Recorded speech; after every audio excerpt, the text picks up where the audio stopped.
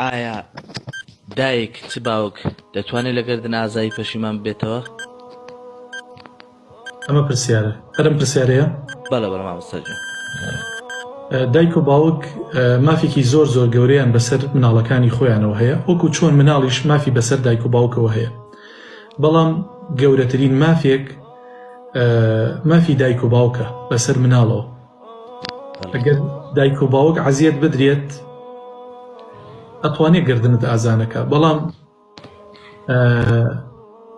دایک و باوک هێندە بێڕەحەم نین، هێندە بێبەزەی نین، گردنی مناڵەکانیان ئازانەکەن. بەڵام ئەگەر زیاد قاچیان ڕاکێشا و زۆر دایک و باوکیان عەزیەتدا، ئەم دوو ئینسانە حەقی خۆیانە کە گردنی ئەم مناڵە ئازانەکەن. دەستچاوت خۆش بێ. من تەنها بۆ پرسیارە برادێکم وتی پرسیارم بۆ لە مامۆستا بکە بۆ خۆم ناتوانم وەری بگرم. ڕاستی دایکی خۆ عەفویکا لەسەر مەرگدا بوو، گردنی ئازانە کرد بوو، پێشدا زۆری عەزیەتدا بوو، لەسەر مەرگدا زۆریان تەکلیف لێ کرد، یعنی بەڕەحەوە بوو بە خۆم لەسەر سەری بم خۆ عەفویکا.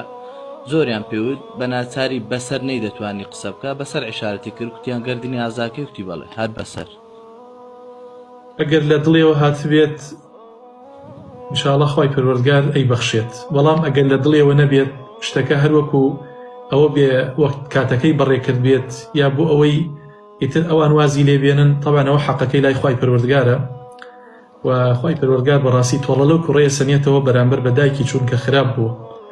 داواکارم لە خوای پەروەردگار هەم لە دایکی خۆش بێت هەم لە کوڕەکەی خۆش بێت، بەڵام پێویستە لە دوای ئەم قەزیەوە ئەم کوڕەی تر یعنی پێداچوونێکی زۆر باش بە ئیمان و تەخوا و دینداریەکەیە بکات.